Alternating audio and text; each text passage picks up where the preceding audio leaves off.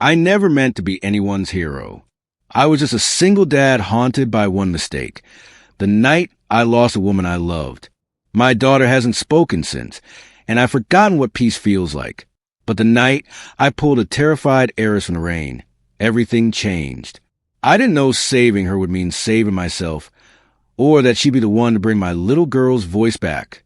Do you believe that sometimes fate gives broken people a second chance? If yes, like this video and share your thoughts in the comments. Rain sounds different when you're empty inside. It doesn't fall at hammers. It drills into your skull until you remember every mistake you've ever made. I sat in my truck outside Marty's diner, engine humming, headlights dimmed. Midnight runs paid best, but I wasn't driving for money. I drove because home was too quiet, because the silence makes you hear ghosts. Dad, I used to hear her say, laughing as she jumped on the couch, Mom says you can't even boil water. I could still see her. Lila, 7 now, except she didn't laugh anymore. She didn't speak, just stared through windows like she was waiting for her mom to come back. My hands gripped the steering wheel. Knuckles pale. You did this. I whispered. You killed her. The rain swallowed my voice. I reached for the flask under the seat, stopped halfway, then pulled my hand back. No, I muttered. Not tonight. I promised my therapist I'd quit. Besides, drinking never helped. It only made me forget her voice. And forgetting was worse than remembering. A sudden flash of lightning lit the road ahead. For a second, I saw my reflection in the windshield, hollow eyes, rough beard, and that same lost stare I'd worn for 3 years. Then I saw something else. Someone, running, barefoot. I blinked. Through the downpour, a woman sprinted across the empty highway, soaked, stumbling, clutching her side like she'd been hit. What the hell? I opened the door. Cold rain slammed my face like punishment. She fell once, tried to get up, then collapsed near the diner sign. Hey! I shouted, running toward her. Are you okay? She looked up, wide-eyed, breathing hard. Blood streaked down her temple. Her voice cracked. Please, don't hurt me. I can't run. Her words hit me like a punch. I froze. I raised my hands. I'm not here to hurt you. Her lips trembled. They're coming. Who? But she was shaking too hard to answer. I glanced around. No one. Just empty road, flickering neon, and the sound of rain pounding the world flat. Hey, I said gently, crouching beside her. You're safe now. Okay, let me help you up. She hesitated, eyes darting like a trapped animal. Then, slowly, she nodded. I took off my jacket and wrapped it around her shoulders. Her skin was ice. Can you walk? She tried standing, winced, and collapsed again. Her ankle twisted awkwardly. No, I can't. All right, I said softly. I'll carry you. I slipped one arm under her knees, another behind her back, and lifted. She weighed almost nothing. Her wet hair brushed my cheek. Truck's right there, I murmured, mostly to fill the silence. We'll get you dry. She didn't speak, just clutched my shirt like she was afraid I'd vanish. As I carried her, my chest tightened. The way she trembled. It reminded me of Lila's hands the first night after crash. Tiny, cold, shaking like the world was ending. I set the woman in the passenger seat and turned the heater on full. She looked at me, still shivering, still watching every move like she expected pain. You're safe, I said again, softer. I promise. Her eyes flicked the rain outside, then back to me. You shouldn't have stopped. Yeah, I sighed. People tell me that a lot. I grabbed a blanket from the back seat, handed it over. She hesitated, then pulled it around herself. Her teeth chattered. What's your name? I asked. She opened her mouth, then shook her head. No names, she whispered. All right, no names. For a long moment, we sat in silence, the rain tapping against the windshield like a heartbeat. I looked at her, mud on her knees, torn dress, eyes full of fear, and something inside me shifted. For years, I'd been a man who fixed things that were already broken. But this woman, she wasn't broken yet, just running. And for reasons I couldn't explain, I wanted to help her keep running. I reached for the ignition, ready to drive her anywhere she needed. But before I could, she whispered the same words again. Please, don't hurt me. I can't run. And that's when I realized maybe neither could I. Her words kept echoing, Please, don't hurt me. I can't run. I couldn't move for a second. Then the sound of tires screeching snapped me out of it. Two men were running toward us through the rain. One shouted, She's over there. Stay down. I whispered, slamming my truck door shut and stepping out. The first guy reached me fast, swinging something, metal, maybe. I ducked, felt the wind slice over my head, and threw a punch that sent pain up my arm. He staggered, slipped on the wet road. The other man charged, but I grabbed a wrench from my truck bed and swung. He backed off, cursing. They didn't stick around long. The headlights from a passing car scared them off into the dark. My chest heaved, rain pouring down my face. My hands shook, not from fear, but from that old rage I thought I buried. I opened the passenger door. They're gone, I said. The woman flinched. They'll come back. Not tonight. I started the truck. Turn the heat up. You're bleeding. You need a hospital. She shook her head. No hospitals. No police. Please. Ma'am, you? Please. Her voice cracked on that one word. I just need to disappear. I looked at her closer. Makeup smudged, a cut on her cheekbone, mud streaking a torn dress that probably cost more than my month's rent, diamond earrings, silver bracelet with a small M engraved on it. Everything screamed rich. But fear doesn't care about money. It looked the same in everyone's eyes. What's your name? I asked quietly. She hesitated. Ava. I stopped myself. No reason to tell her more. All right, Ava, you're freezing. Let me get you somewhere warm. She pulled the blanket tighter. You shouldn't help me. Yeah, I muttered, shifting gears. People tell me that a lot. We drove in silence for a while. The rain hit harder, smearing the world into gray streaks through the windshield. She kept glancing behind us, like ghosts were following. Those men, I finally said, they know you. Her jaw tightened. They work for someone who doesn't like when I say no. I waited. She didn't say more. I didn't push. Where were you headed? Anywhere but here. I sighed. That's not much of a plan. Do you have one? She asked. That shut me up. We passed the diner's neon glow, fading in the rear view. My knuckles throbbed. Her hands were trembling in her lap. I reached into the glove compartment, grabbed a towel, and handed it over. Here, press it on your face. Thank you. Her voice was softer now.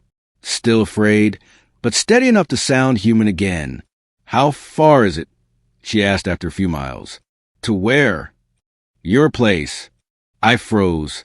How do you? You keep looking at the road signs like you're counting the turns. She wasn't wrong.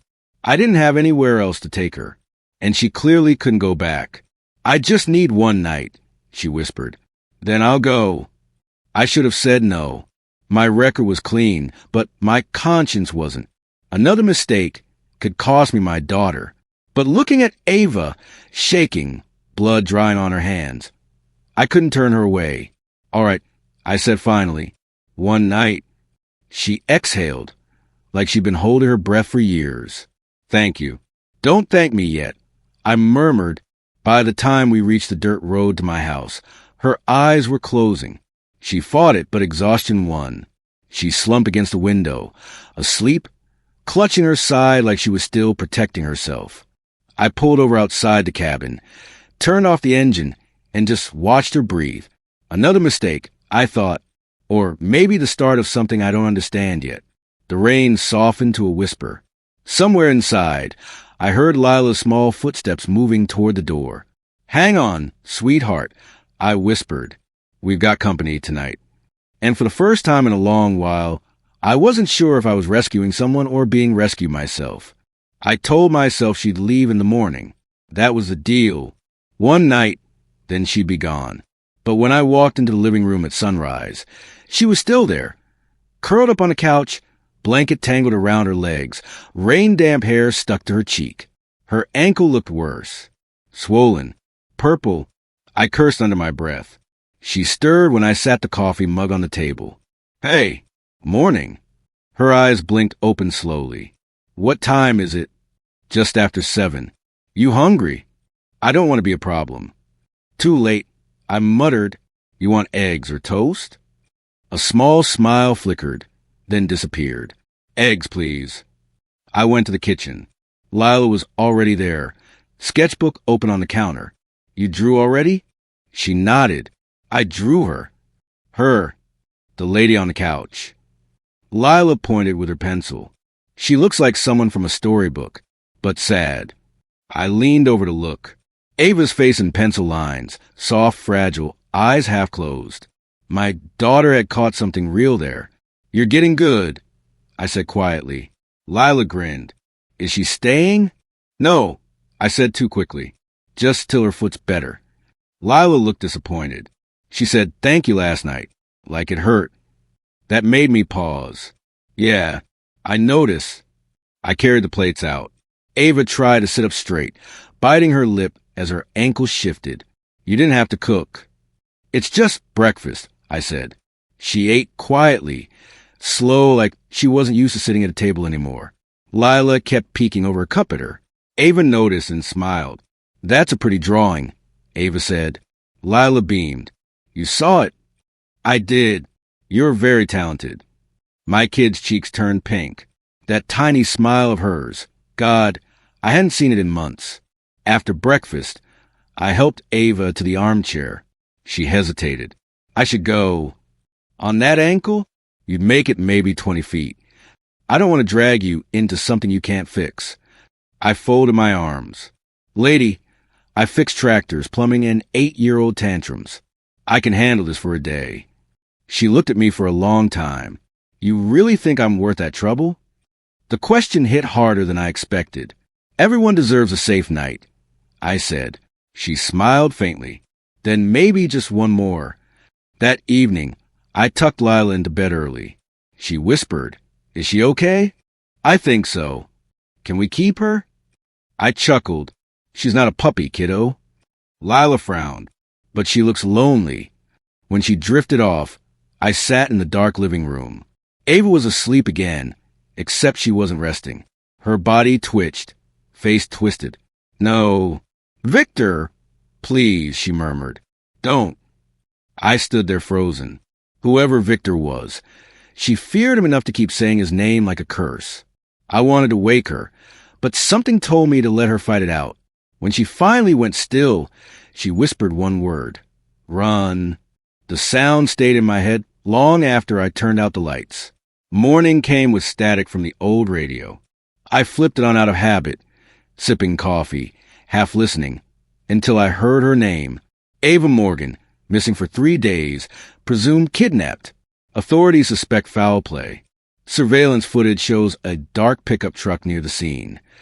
My stomach dropped. The image flashed on the TV. My truck parked near the diner last night. I turned it off fast. Ava was standing behind me, pale as the mug in my hand. "They think someone took you," I said. Her eyes filled with tears. "He'll twist everything. He always does." "Who?" "Victor Morgan," she whispered. "My husband." The word husband burned through my skull. "You mean the same guy?" "Yes." Her hands shook. "Please, don't tell them I'm here. Just one more night. Please." I glanced toward Lila's room. My gut said to call the cops. My heart said something else. And for the first time in years, I didn't know which voice to listen to.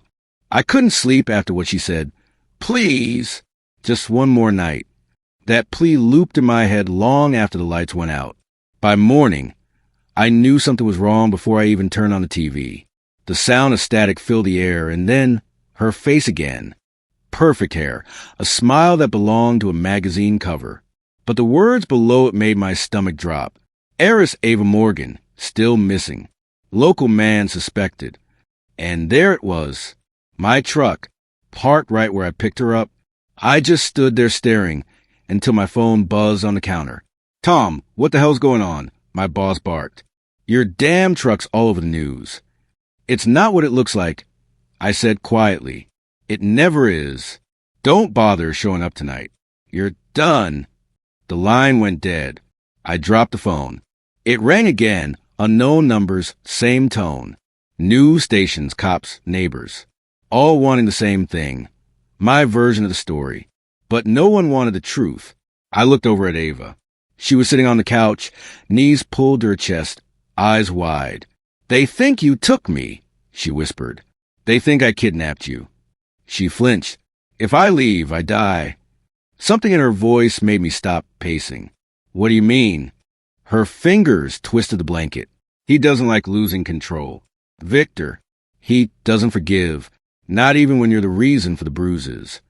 You're saying your fiancé. Not fiancé, she cut me off. Husband. I stared at her. Jesus. I tried to run before. The police didn't help. His lawyers own half the city. I thought if I vanished, maybe I could live. Her eyes found mine. You believe me, don't you? I wanted to. God, I wanted to. But outside, I saw curtains twitch. My neighbor, Mrs. Shaw, holding her phone, pretending not to look. The whispers had already started. He brought home that missing woman, the one from the news. Even if I believe you, I said, they won't. They already decided. Ava pressed her palm to her chest, breathing fast. Please, I'll disappear. I just need a little more time. I rubbed my face, feeling the exhaustion behind my eyes. Time is exactly what we don't have. A soft rustle came from the hallway. Lila peeked out, her sketchbook clutched tight. Hey, sweetheart, I said, trying to sound calm. It's okay. Go back to bed. Instead, she walked up to Ava and held out a folded piece of paper. Ava hesitated, then opened it. Her voice cracked when she read it out loud. Daddy fixes things. My throat closed. Lila looked at me. You always fix things, right? I couldn't speak. I just nodded. Even though I hadn't fixed a damn thing in years. Not my marriage, not that night, not the silence that still haunted my house. Ava whispered. She's sweet. She's trying to believe I still can. Silence stretched between us, broken only by the rain tapping against the window. Finally, I said, if you stay here, they'll find you. If you go, he'll find you. Either way, it ends bad. She looked up. Then what do we do? I stared at Lila, her small hands clutching her bear, eyes full of trust one didn't deserve. I guess, I said, we run before they make up their minds for us. Ava blinked. Run. Before dawn. Less traffic. No one's awake. Her lips trembled. You'd risk that? For me. For her. I said, nodding toward my daughter. She thinks I still fix things. Maybe it's time I try again. The words hung heavy in the air. I felt the weight of every mistake pressing down on my chest. Outside, the wind howled like a warning. Inside, Ava's eyes filled with something I hadn't seen before. Hope. I didn't know where we were going. I just knew we couldn't stay. The road stretched endlessly in front of us, wet asphalt glistening under the dying night. The wipers beat slow, steady, like a tire heartbeat. I hadn't said much since we pulled out of town, and Ava hadn't asked where we were going. Maybe because she already knew. I didn't have a clue. Lila slept in the back seat, her head resting on her backpack, her stuffed bear pressed to her chest. Every so often, she mumbled in her sleep, a soft hum that almost sounded like peace. Ava finally broke the silence. You drive like you've done this before. I kept my eyes on the road. Run. Leave everything behind. I exhaled through my teeth. Yeah, once or twice. She gave a small, humorless laugh. Guess we're both good at escaping. The rain thickened, turning the windshield into a moving blur. You gonna tell me what we're escaping from? I asked quietly. She shifted, pulling the blanket tighter around her. You already know part of it. Victor, I said. Yeah, he wanted me to die. Her voice didn't shake when she said it. That was what hit me hardest, like she'd accepted it. Why? Because I found the papers. What papers? My father's will, she whispered. He left everything to me. His shares, his patents, the company. But Victor made a deal after the funeral. Changed documents. Had lawyers buried in fake contracts. I was just supposed to sign and smile. And you didn't? I didn't. She looked at me, eyes shining from the passing lights. So he made another plan. A car crash. Clean. Tragic. But one of the men he hired couldn't finish it. Said I wasn't supposed to be awake. I ran before they could fix that mistake. I gripped the steering wheel harder. You're saying your fiancé tried to kill you for money? My husband, she corrected softly. He already did. I didn't have words for that. Only silence. Heavy, thick, filling the cab. After a while, she asked, "What about you? Where are you running from?" I almost lied, but her voice had no judgment in it. Just quiet curiosity. Myself, I said finally. She turned her head, waiting. I got drunk one night. Thought I could drive. My wife was with me. She didn't make it. My throat felt tight. Lila stopped talking after that. Guess she figured silence was safer. Ava didn't say anything, just looked at me with something softer than pity. You're still here, she said finally. Sometimes that's the worst part. She reached out, hesitated, then rested her hand over mine on the gear shift. Sometimes it's the bravest. Her touch was light, but it burned. We drove in silence after that. No more questions, no more stories. Just rain, wind, and the hum of the tires on the empty road. Around midnight, the rain eased. I pulled off near an old rest stop. Nothing but a flickering streetlight and a vending machine that looked older than me. We'll stop here, I said, just for a few hours. Ava nodded. Too tired to argue. Lila stirred as I spread a blanket over her. Daddy, she mumbled. Yeah, kiddo? Are we safe? I glanced at Ava. She was staring out the window, eyes half closed. For now, I whispered. Yeah. Lila shifted, her small hand reaching out. Ava hesitated, then let the girl rest her head on her lap. Within minutes, Lila was asleep again. Ava ran her fingers gently through her hair, the kind of tenderness that didn't need words.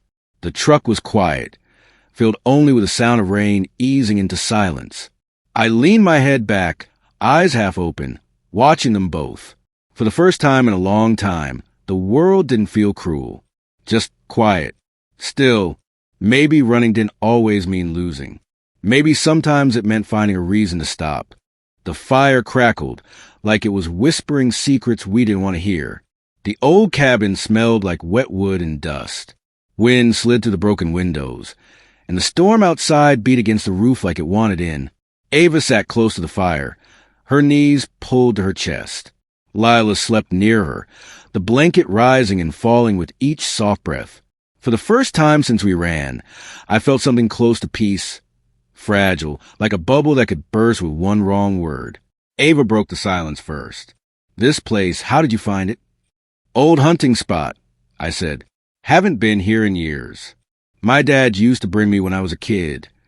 She smiled faintly. He must have been good to you. I stared into the flames. Sometimes.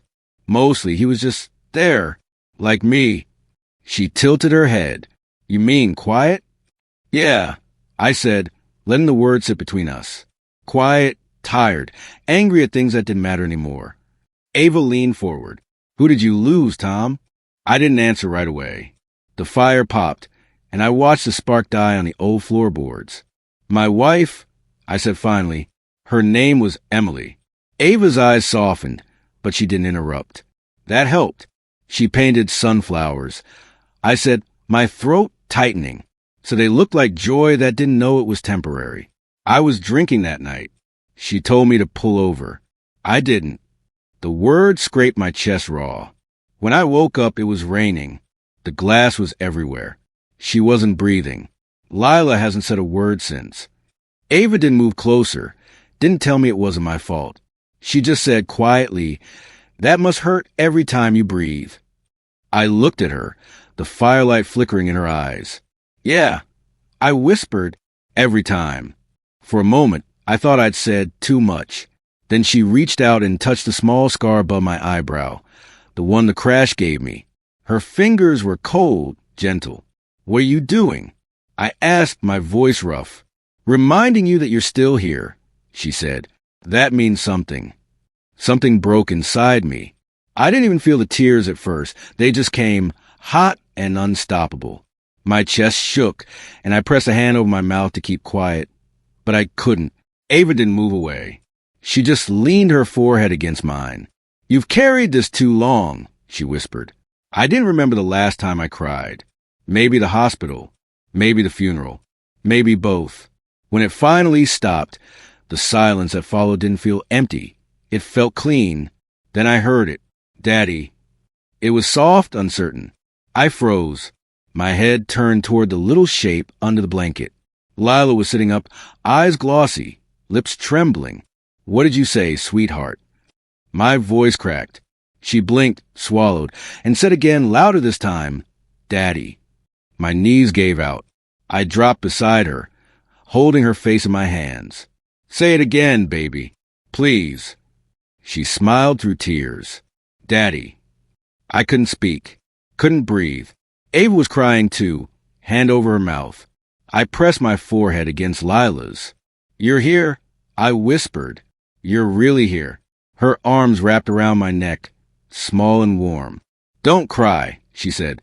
I laughed through the tears. Too late. For the first time in years, the silence didn't feel like punishment. It felt like release. The fire flickered low. Ava leaned back, eyes red, voice shaky. "You fixed something tonight." I looked at her. "No," I said. She did. For a few perfect minutes. The world outside didn't exist. Just us, the broken, the running, the healing. Then headlights flashed through the window. 2, then 4. Engines. Doors slamming. Ava's hand clutched mine. They found us. My heart stopped. "Get Lila behind me," I said, standing up slow. The peace vanished, replaced by the sound of gravel crunching outside and the ghost we thought we'd outrun catching up. The headlights burned through the cabin windows like a warning. Engines growled outside, men's voices rising over the rain. I grabbed the nearest thing I could find, a rusted wrench from the old tool bench. My hands were shaking, but my mind wasn't. "Ava," I whispered, "take Lila. Hide in the back room. Don't come out." She hesitated. "Tom." "Go." I hissed. "Now." Lila clung to Ava's leg, wide-eyed, clutching her teddy bear. I forced a smile. "It's okay, baby. Daddy's got this." The door rattled, then splintered with a kick. Flashlights cut through the dark, blinding me. "Where is she?" one of them barked. I stepped forward. "You've got the wrong place." The man laughed, a cruel, cold sound. "You really think we didn't track the truck?" He raised his gun. Rain dripped off his jacket, puddling at his boots. I gripped the wrench tighter. "You don't want to do this," I said. My voice surprised me. It didn't sound scared. He stepped closer. "Move." I didn't. The wrench connected with his wrist before he could blink. He shouted, gun clattering to the floor. Another man lunged from behind, slamming me into the wall. Pain exploded across my ribs. I swung again, caught him in the jaw. He went down. The first one kicked me hard, right in the side. I hit the floor, gasping. "Where's the girl?" he yelled. "Gun." I spat blood. "You'll never touch her." He pulled a knife this time. The reflection of the firelight danced along its edge. My grip slipped on the wrench, blood mixing with sweat. I thought that was it. Then I heard it, the roar of my truck engine. It came out of nowhere, headlights blazing through the rain, like a wild animal. The man turned just in time to see Ava behind the wheel. The truck slammed into him, throwing him into the mud. She hit the brakes, jumped out, and ran toward me. "Tom, you shouldn't have—" "Shut up," she snapped, grabbing the wrench and standing in front of me. "We finished this together." The second man staggered to his feet, dazed, reaching for the gun again. Ava swung the wrench, so hard it echoed through the trees. He went down and didn't get back up. For a moment, everything froze. Rain falling in silver streaks, my chest burning, Ava panting beside me. the fire inside the cabin casting broken light through the cracks. Then I heard Lila's voice from inside, small but steady. "Daddy, it's okay." I shouted, "It's over." But it wasn't, not yet. Sirens started to rise in the distance, slicing through the storm. Ava dropped the wrench and sank beside me. "Are you?" "I'm fine," I lied. My ribs ached with every breath. She laughed, a shaky, disbelieving sound. "You're insane." "Guess it's contagious," I said, nodding at the truck. She looked at me, eyes shining even through the rain. "You didn't run this time." "Didn't have to," I said. "You ran with me." The sirens grew louder, red and blue lights flickering through the trees. Lila ran out and threw her arms around us both. "I was scared," she whispered. I held her close. "Me too, sweetheart. But we're safe now." Ava leaned her head on my shoulder. "No," she said softly. "We're alive." The rain kept falling, washing the blood from my hands, the dirt from my face. For the first time in years, I didn't feel like a man running from ghosts. I felt like someone who fought for something worth saving. As the police lights surrounded us, I squeezed Ava's hand. "It's over," I said, though deep down I knew it wasn't. "Not yet." She nodded. "Then let's tell them the truth."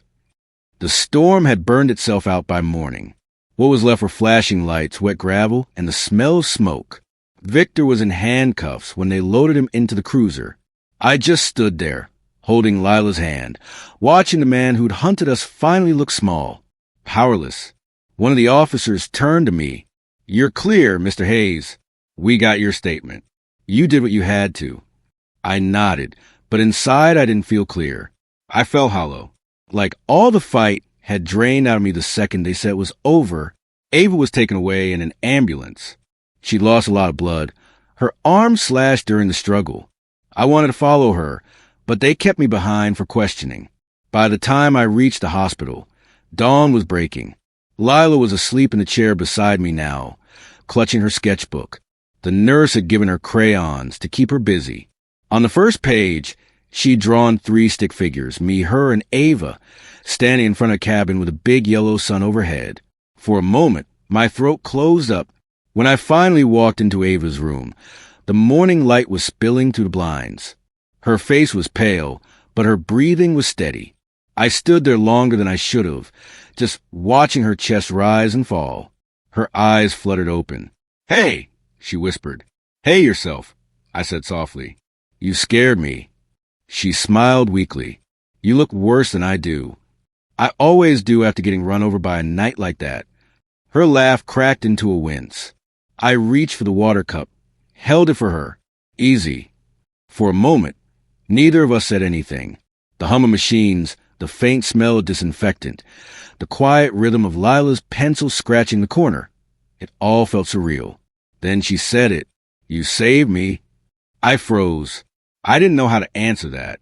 I wanted to tell her she was wrong, that she was the one who saved me, the one who reminded me I could still protect someone, still feel something. But the words caught in my throat. Instead, I said, "I just did what anyone would have done." She gave me that look, the kind that saw through everything. Not everyone would have. I rubbed my hands together, staring at the floor. My knuckles were still bruised. "You don't have to thank me." "I wasn't," she said gently. "I was just reminding you." "Of what?" "That you're still alive." Her voice was soft but sure, and for a second I forgot how to breathe, because she was right. I'd spent years walking around half dead, just surviving for Lila's sake. But something about that night, about Ava's fight, Lila's voice, the way we refused to give up, it cracked something open inside me. Lila ran up to the bed then, waving her drawing. "Look, it's us." Ava smiled, tears in her eyes. "That's beautiful, sweetheart." Lila nodded. "Daddy said you're brave." "I think so too." I looked at Ava, and she looked back at me. The silence between us said more than I ever could. I reached out, brushed a strand of hair from her forehead. "Get some rest," I whispered. As she closed her eyes again, I sat back and watched the sunlight creep across her blanket. For the first time in a long time, the world didn't feel cruel, just quiet, waiting. And maybe, just maybe, I was ready to stop running. I thought I'd stop checking the mailbox every day. Turns out I hadn't. It had been weeks since Ava left the hospital, weeks of silence. I told myself she needed space to rebuild her life, that someone like her didn't owe someone like me goodbye.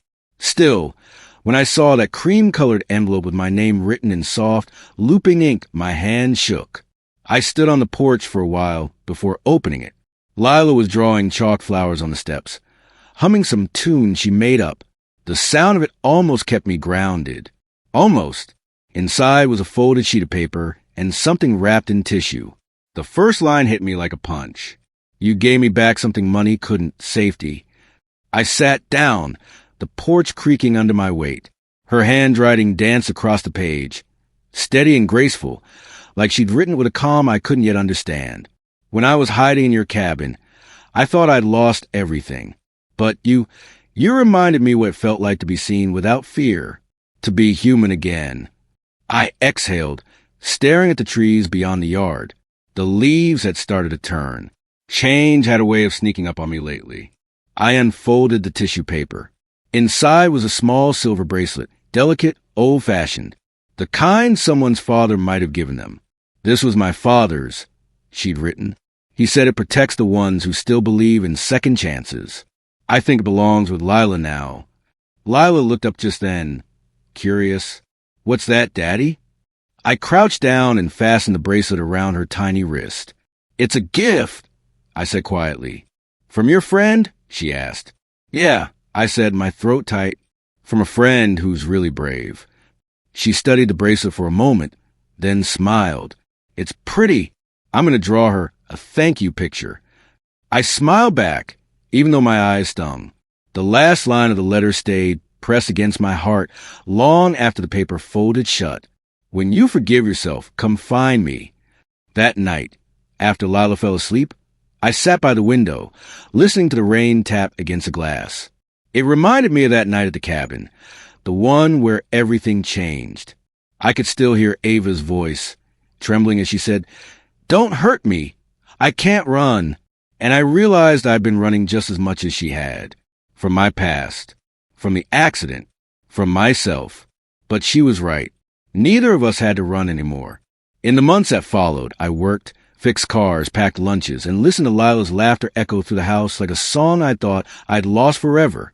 Every time it rained, I still thought of Ava, but not with pain, with quiet gratitude. Because sometimes, the people who walk into your storm don't stay forever. They just leave enough light behind to help you find your way home. I almost turned around when I saw the ballroom. The place looked nothing like the world I came from. Crystal chandeliers, marble floors. People dressed like they'd never known struggle. I tugged at my old jacket, wondering if showing up was a mistake. But then I saw her. Ava. She stood at the far end of the room, dressed in white that shimmered under the lights. For a moment, it felt like the first time I saw her under the rain. Terrified, broken. Only now, she looked unshakable. "Oh!" Lila's small hand slipped into mine. "Daddy, that's her," she whispered, eyes wide. "Yeah," I murmured, my voice catching. "That's her." The announcer's voice echoed through the hall. "Please welcome Ms. Ava Morgan." She walked up the stage, calm and poised, but when her gaze found mine in the crowd, her smile softened. "Before I begin," she said into the microphone, "there's someone here tonight who changed my life. He doesn't wear a suit. He doesn't own a company. But he gave me something no one else ever could, my life back." People murmured. My pulse thudded. She pointed toward me. "That man right there." Every head turned. My throat went dry. I wanted to disappear, but Ava's eyes didn't let me. "He didn't ask for recognition," she continued. "He didn't ask for anything. He just helped when the world turned its back. And because of him, I learned that sometimes heroes don't come wearing armor. They come driving rusty trucks, holding their daughter's hand." A small laugh rippled through the crowd. I felt heat rise in my chest, not embarrassment, not shame, but something quieter. Pride, maybe. After the applause faded, Ava stepped down from the stage. The music started again, soft and slow. People Danced, talked, toasted. I stayed near the back, unsure where to put myself. Then she found me. You showed up, she said softly, smiling like she already knew I would. I almost didn't, I admitted. Didn't think I belonged in a place like this. You belong wherever kindness is, she said. That's all this night's about. I didn't know what to say to that. But I didn't have to, because Lila suddenly ran forward and hugged her. Ava knelt down, white dress pooling around her. I kept your teddy bear, she whispered. Lila's eyes lit up. You did? Ava nodded. He sits on my bed. Reminds me I'm braver than I think. Lila giggled softly. We missed you. Something in my chest cracked wide open. Ava looked up at me, and for a heartbeat, the noise around us disappeared. It was just her, Lila, and me, the strange little family that life somehow pieced together from all its broken parts. I don't know what to say, I murmured. Then don't, she said. Just stay. We didn't need promises or grand gestures. Just standing there, with Lila holding both our hands. Felt like enough. Later, as the night wound down, Ava slipped her arm through mine. You look different, she said quietly. Older. I joked. She smiled. Peaceful. Maybe she was right. For the first time in years, I didn't feel like the man who lost everything. I wasn't drowning in guilt or chasing redemption. I was just home. Lila tugged my sleeve. Daddy, she said, pointing to the lights above. They look like stars. Yeah, I whispered, watching her smile. They do. Ava squeezed my hand, and I realized something I never thought I'd believe again. Storms don't last forever. Sometimes they lead you exactly where you were always meant to be.